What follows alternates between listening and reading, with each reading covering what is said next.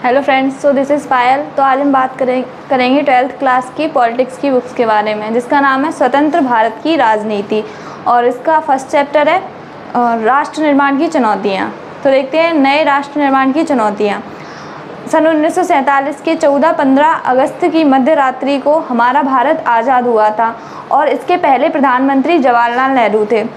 उन्होंने संविधान सभा के एक विशेष सत्र को संबोधित किया। उनका प्रसिद्ध भाषण भाग्यवधू से चिर प्रतीक्षित भेंट या ट्रिस्ट विद डेस्टिनी के नाम से जाना गया। और जब हिंदुस्तान आज़ाद हुआ तो सबकी सहमति सिर्फ दो बातों पर हुई। पहली बात यह थी कि भारत में लोकतांत्रिक शासन होगा और दूसरी बात यह है कि भारत में सबके भले के लिए काम किया जाएगा। और भारत बहुत ही कठिन परिस्थितियों में आज़ाद हुआ था और ऐसे भारत को जब ऐसी परिस्थितियों में आज़ादी मिली कि उस समय किसी भी मुल्क को ऐसी परिस्थितियों में आज़ादी नहीं मिली थी। और सन 1947 का काल बहुत ही त्रासदी का काल था। इसमें ब्रिटिश इंडिया दो भागों में बट गया, भारत और पाकिस्तान।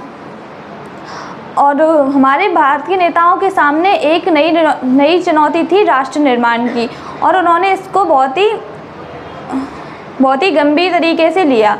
तो जो राष्ट्र निर्माण की 3 चुनौतियां थी। पहली कि भारत को एकता के सूत्र में कैसे बांधा रखा जाए, क्योंकि हमारा भारत विविधताओं से भरा देश है। तो इसमें अनेक संप्रदाय, जाति और धर्म के लोग रहते हैं और ऐसा कर पाना संभव नहीं लग रहा था कि सभी को एकता के सूत्र में कैसे बांधा जाए। और दूसरी चुनौती थी कि लोकतांत्रिक शासन कायम रखने की। हमारे संविधान में मौलिक अधिकारों की गारंटी दी गई है और सभी को मतदान करने का अधिकार दिया गया है। हमारे भारत ने प्रतिनिधित्व मूलक लोकतंत्र को अपनाया है। और तीसरी चुनौती थी कि विकास की।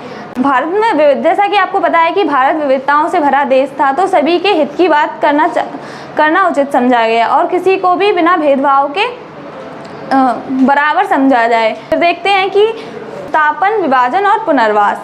सन 1947 में 14-15 अगस्त की मध्य रात्रि को भारत आज़ाद हुआ था और यह 2 राष्ट्रों में बट गया था, पहला भारत और दूसरा पाकिस्तान। मुस्लिम लीग ने द्विराष्ट्र सिद्धांत की मांग की, परंतु कांग्रेस उस समय इसका विरोध कर रही थी। इसी कारण मुस्लिम लीग ने पाकिस्तान की भी मांग की। तो देखते हैं विभाजन की प्रक्रिया।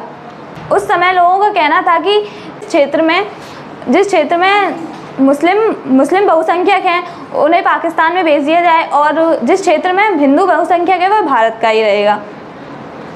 परंतु यह बात जितनी आसान जान पड़ती उतनी थी नहीं, क्योंकि ब्रिटिश इंडिया में ऐसा कोई भी इलाका नहीं था जहां मुस्लिम बहुसंख्यक हो, सिर्फ 2 इलाकों को छोड़ के। और यह एक इलाका था पूरब में और दूसरा इलाका था पश्चिम में। तो ऐसा कर पाना संभव नहीं था कि पूर्वी और पश्चिम को एक साथ जोड़कर एक जगह कर दिया जाए। फिर देखा गया कि उस समय 14-15 अगस्त की रात्रि को यह फैसला नहीं हो पाया था। तो आधे से ज़्यादा लोगों को यह नहीं पता था कि वह भारत में है या पाकिस्तान में है। और द्विराष्ट्र सिद्धांत का विरोध किया था अब्दुल गफ्फार खान ने। वे पश्चिमोत्तर सीमा प्रांत के निर्विवाद नेता थे और इन्हें सीमांत गांधी के नाम से भी जाना जाता था, परंतु उनकी बात को अनदेखा कर दिया गया और पश्चिमोत्तर सीमा प्रांत को पश्चिम पाकिस्तान में मिला दिया गया। तो आज के लिए इतना ही। आगे का चैप्टर आगे करेंगे। जय हिंद, जय भारत।